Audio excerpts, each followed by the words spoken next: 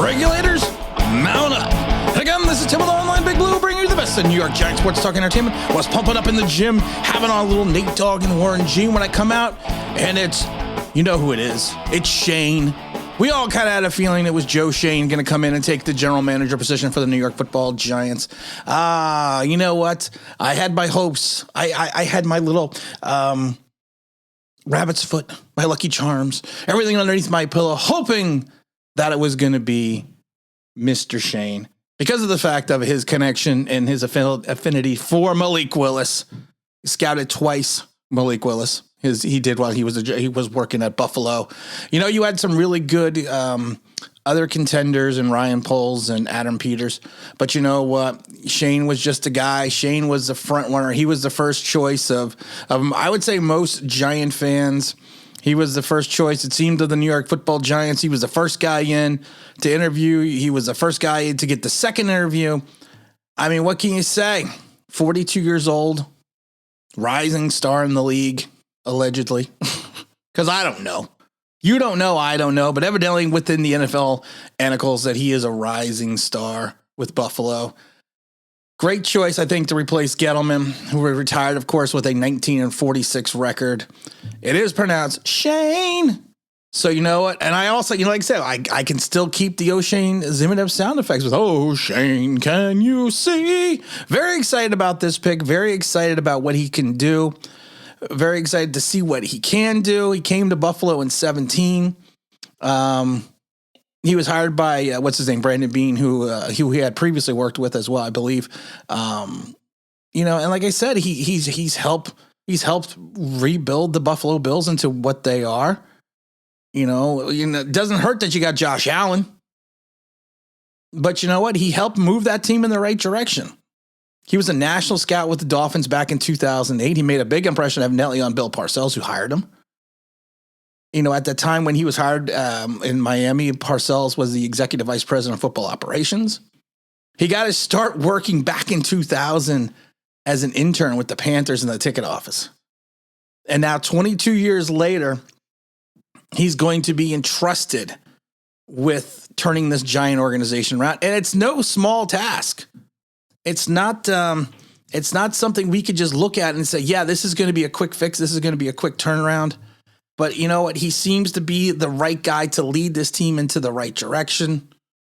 He seems to have, I would say, the right ability. It's funny, though, because I had the pictures up on my screen one day and of all the general managers candidate. My wife comes down and picks it, goes, "That's the guy." And she picked Joe Schoen. She goes, "He just looks like a general manager. He just looks like a guy that's going to lead the organization. She goes, he fits the look." I said, "Oh God," because Joe Judge. And I thought to myself, Joe Judge also fit the look of a head coach. One of the big things they say about him is, and I find it interesting, is they say that he's never going to be outworked. That's his big thing, that he's never going to be outworked.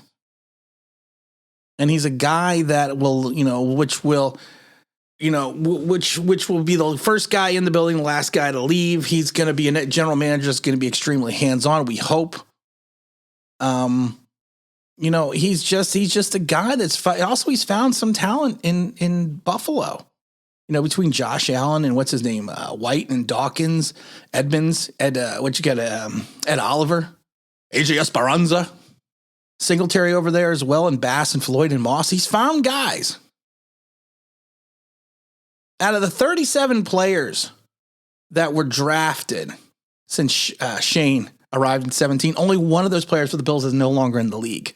We did a video about that, about the Giants and how they can draft guys and they're either out of the NFL or they're just no longer on the Giants. This guy helps cultivate talent. And could this be a package deal? Could he be bringing over the Bills OC? I know there's speculation about, we have the Dan Quinn request for an interview, the Brian Flores request for an interview. You got to figure after the Super Bowl or after the playoffs, if the Bills are in the Super Bowl, they're going to be looking at the OC for the Bills. There's just a lot of ways and a lot of different directions this organization can come and go. It's an exciting time. We finally got a young GM who we hope can potentially turn this organization around and at the same time move us forward into, like I always say, the 21st century. Because the Giants have been a 20th century team, or in some ways a 19th century team in regards to the way they do things. And the way they do things in reference to scout. And they had some scouts that have been there since the 80s. So it's gonna, which I'm not gonna sit here and pontificate to tell you what direction he's gonna go to, how he's gonna rebuild his team, what is he gonna do with this roster. We're probably not gonna do a video after his press conference. I think press conferences are ridiculous. People get all hyped up about he won the press conference. Well, you know what? Like I've said it before, win some games. I don't care if you win the press conference. I don't care if you lose the press conference. I want you to win some games.